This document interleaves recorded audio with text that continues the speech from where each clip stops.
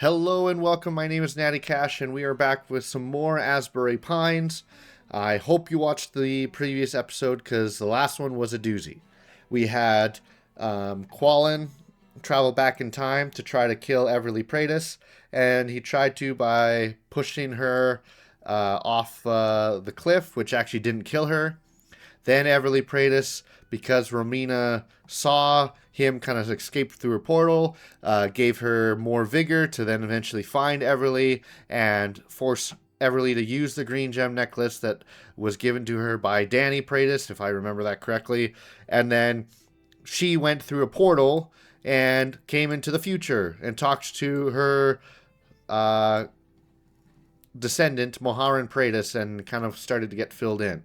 In the meantime, Quallen was then shifted all the way back into the past, where then we also unlocked our last artifact, which is a symbolic necklace, which we will get someone to try to unlock here as fast as we can.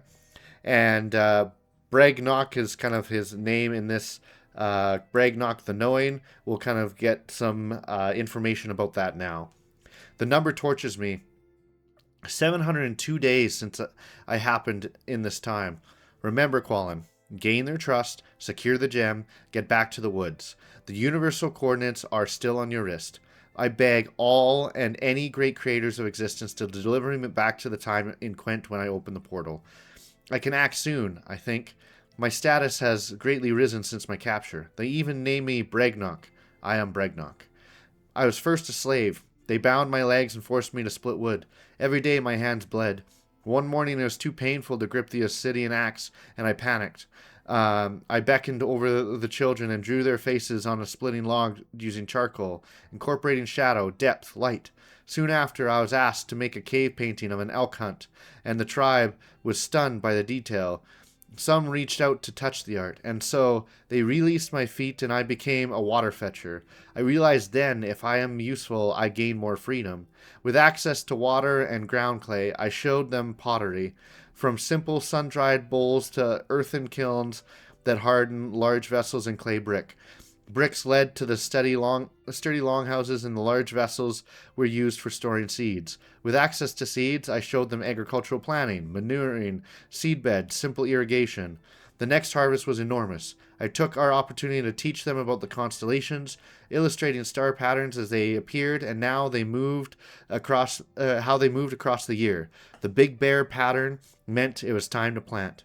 As I offered to better their lives, I also offered to better their deaths. When an elder died, I introduced the idea of burial tombs and placed as places of cultural remembrance and rest. The tomb, as I drew it, was meant to be a portal into the next life. The leader personally embraced that concept. I had the tribe built a tomb by their local mountain, the one I recognize as Mount Vivian. And this was what was initially discovered by Quentin Brown, saying, "Hey, we've got this like crazy, good Neolithic community that built stuff, and that's all because of him." My greatest achievement was instilling a sense of crude empathy, of basic emotional recognition between all members of society. I began with the children, giving them necklaces and showing them through pantomime to clutch it when they want to roar in anger, cry in sadness, yell from pain, etc.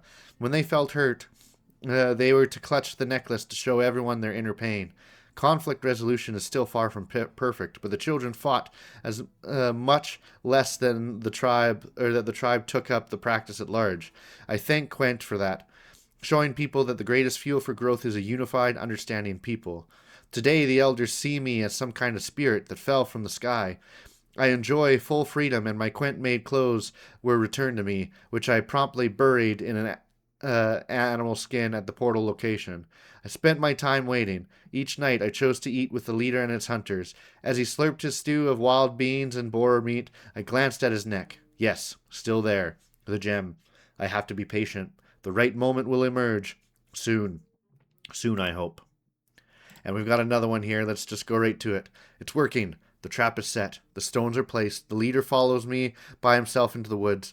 I noticed a few days ago the leader clutching his gem necklace during supper, like anyone does when they want to show hurting, and he whispered a familiar sound, Yira, Yira. The hunters and his family all grunted in acknowledgement. When I repeated the name of my lab colleague, Yira, he shot his gaze at me. All fell silent. I played dumb to diffuse the tension, shrugged and continued to eat. Guttural chatter resumed. But I realized my opportunity was this strange word. The leader was taken by it. Immediately, I began planning, hoping that this word would be the lure I needed. Now is my one true attempt to leave this past. As he typically does after waking at dawn, the leader relieved himself on the edge of the village. Where I was waiting, I wore a look of concern and began frantically in from the forest saying, Yura, Yura. He looked around and began to follow me.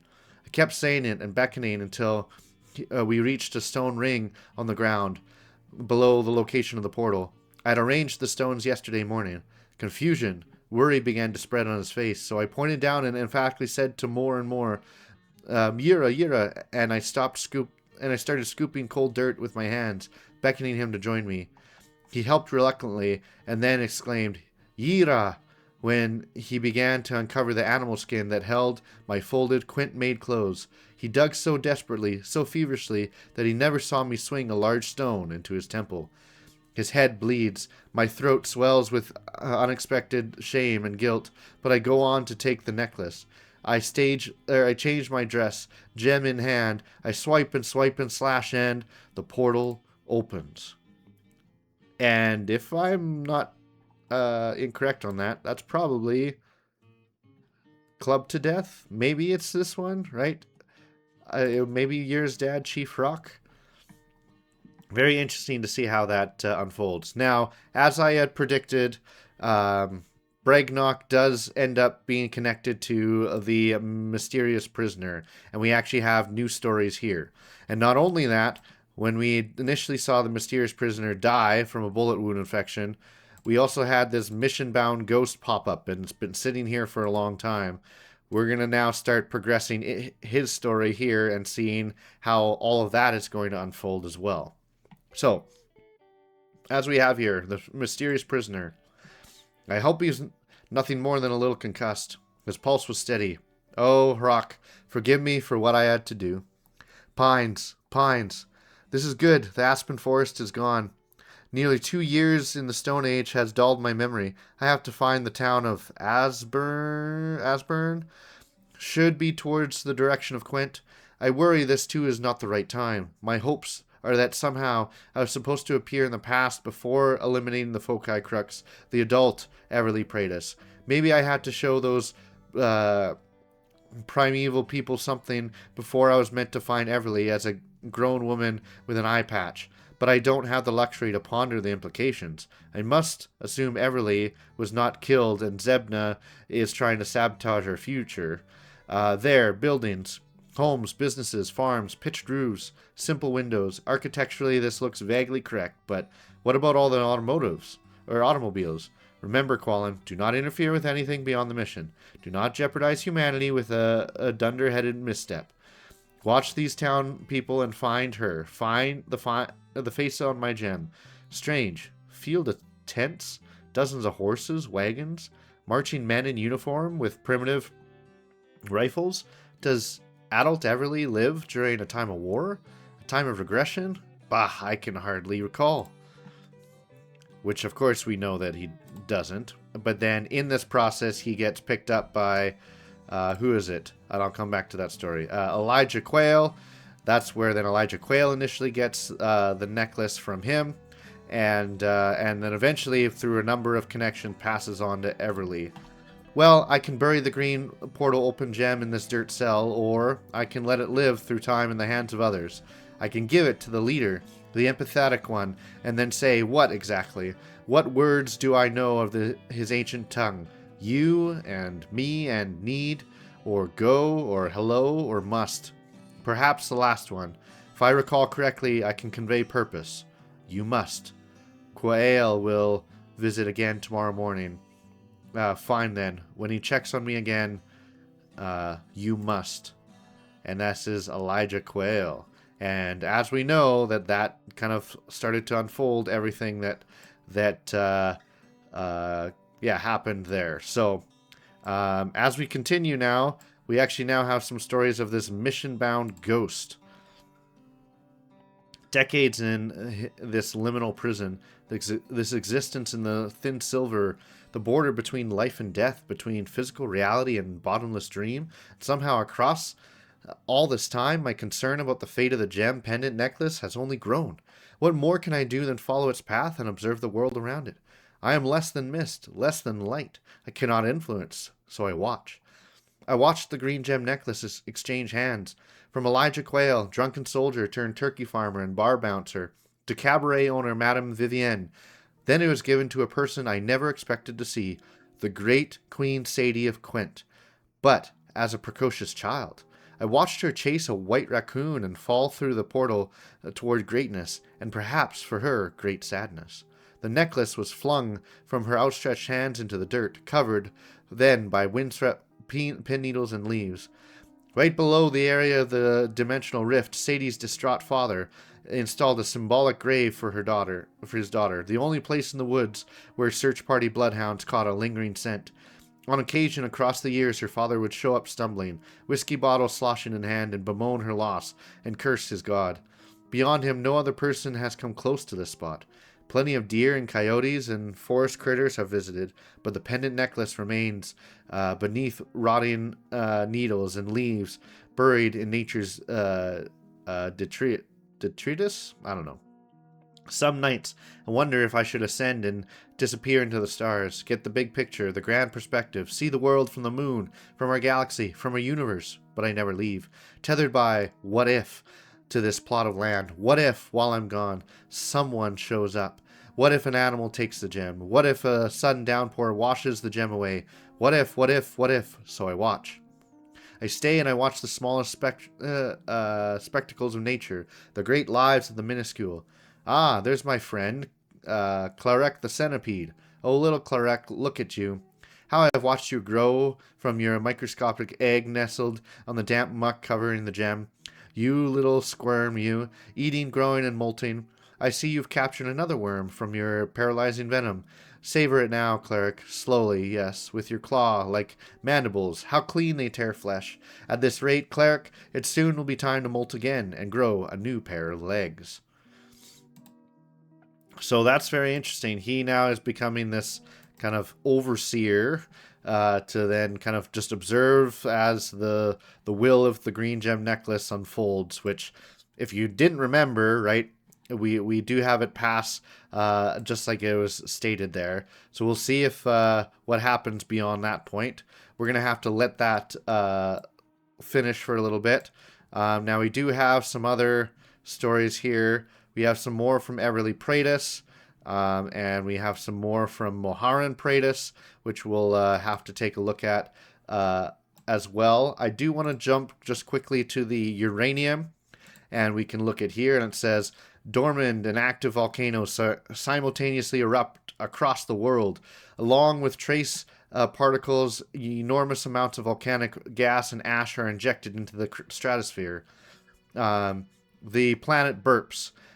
Earth temperatures cool at atmospheric ash impedes sunlight for half a year. Wildlife and vegetation die en masse. Ash and drought create dusty wastelands. And as I mentioned previously, that is what caused, right? So the uranium explodes in Earth's core, which helped cause the dust age. So now let's go to the people. Okay. Maybe we'll read Moharan Praetus here, and then we'll see what happened with Everly Praetus. But as you can see, we're getting very close to the end here. Moharan Praetus, you have been so quiet these past few dinners. Oh, I'm sorry, Mo. My mind feels overloaded. Exumnus study is admittedly rather exhausting. It's what I learned, Mo, the reality of my future. You know, I've always held great anxiety about the future. Well, the immediate future. Can we afford a vacation this year? Will my mood sour with new meds? Will the kids be teased at school today? In my time, we would call this making mountains out of molehills. And now I'm bearing a new kind of anxiety, a bird's eye view kind of anxiety. I'm learning about the terrible history, the future history, all that will happen to my children and thereafter. If I may ask, what exactly did you learn? Too much. It all feels like too much. The great collapse in my year of 2051, artificial intelligence essentially destroyed the power grid of the world. I stumbled upon a scholar's exumnus translation of my son Gavin's journal. I could hardly bring myself to read it. Danny's death, my son's pain, his struggle, his hope in Danny's little lesson about the past. I cried. I wailed. My heart ached at the brutality of his survival. Raising a child in the woods. I was relieved to find no mention of myself, but I didn't add to his anguish.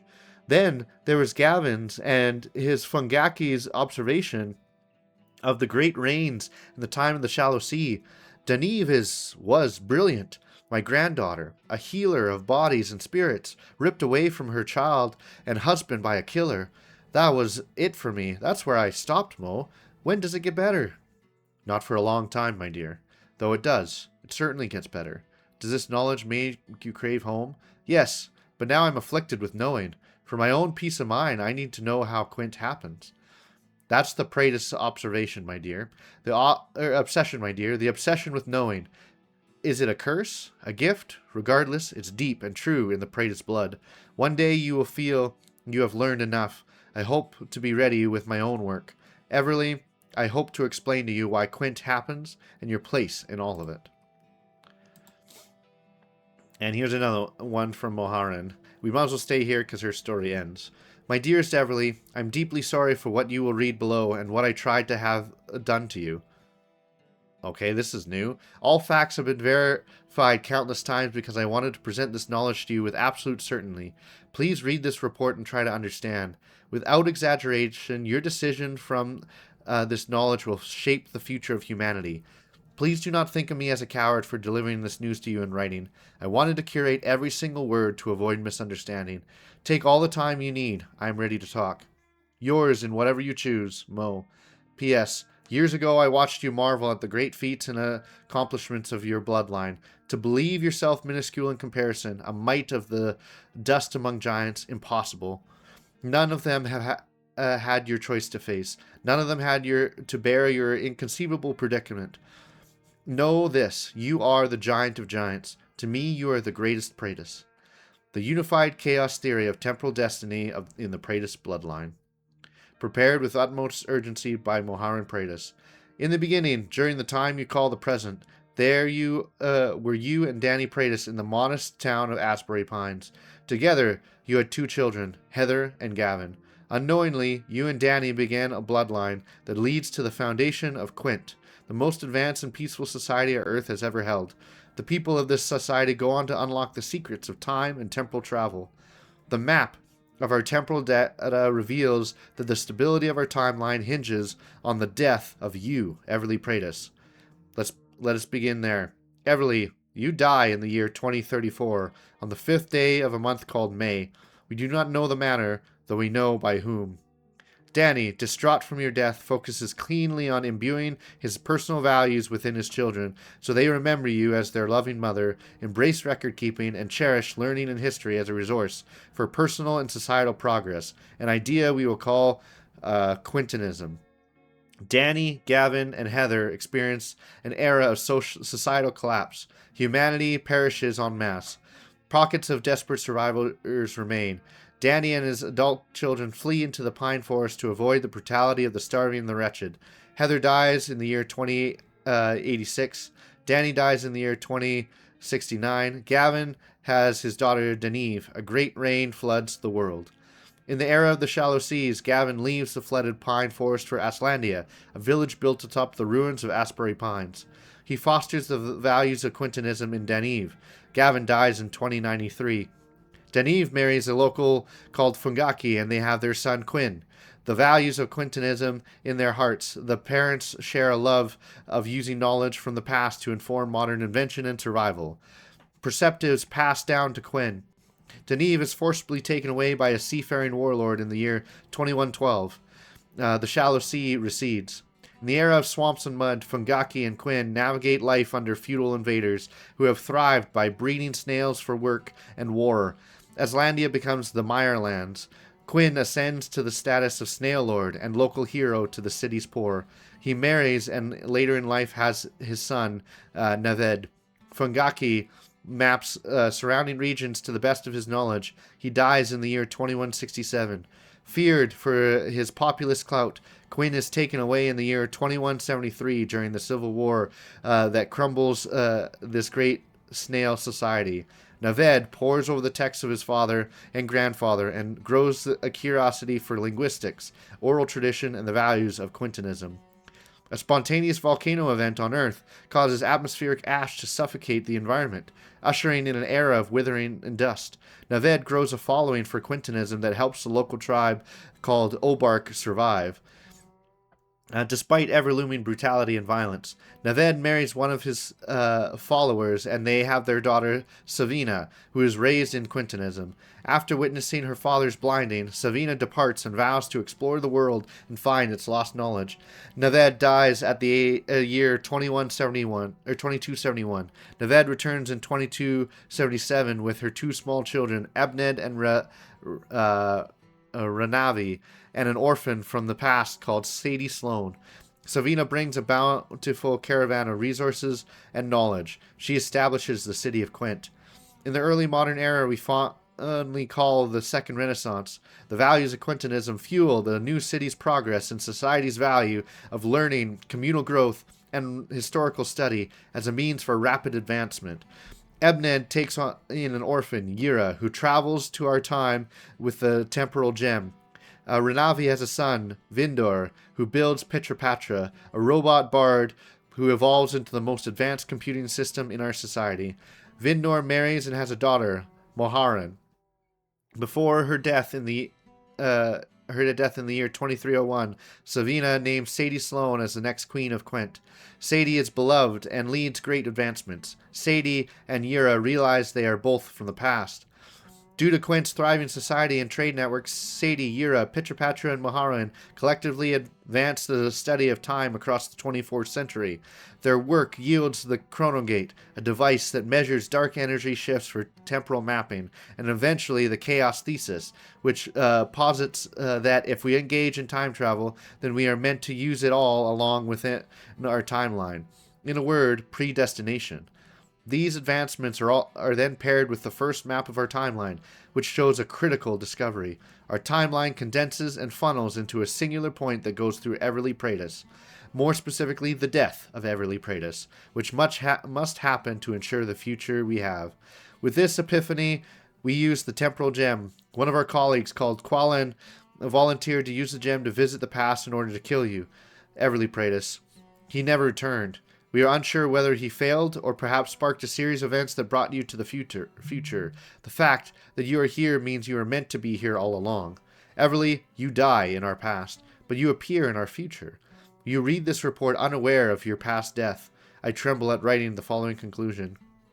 You must go back to your time and bring about your own death to ensure that your family survives and guides humanity to a future of unprecedented prosperity. You are the one meant for this horrible task. It begins with your end. Danny creates the seeds of Quintinism from your death, and your children carry it into the future. In doing so, all that was, all the greatness you learned about your family's future will come to be. I have reviewed Pitrapatra's calculations many times. Oh, and we have all artifacts examined now. That's pretty cool. What's going on here? Why can't I click away? Here. Oh, there we go. Okay, jump back to that. I have reviewed Pitrapatra's calculations. Okay, many times you must end yourself on the timeline on this day, May 5th, 2034. If you do not die at this date, then this timeline and all our progress in it will cease to be. So that's big stuff. And we eventually see that she passes peacefully away sometime after that. I don't know if she's old at this point, but that's a big undertaking to then put on the feet of Everly Praetus, which we will then discuss. As you can see, we do see her time travel into the past, but we will have to reveal that next time. Thank you so much for watching. Please like and subscribe. We will then continue this on. I'm assuming we maybe only have one, maybe two more videos left, and we will then have completed Asbury Pines. Thank you so much for watching. We'll see you next time. Bye for now.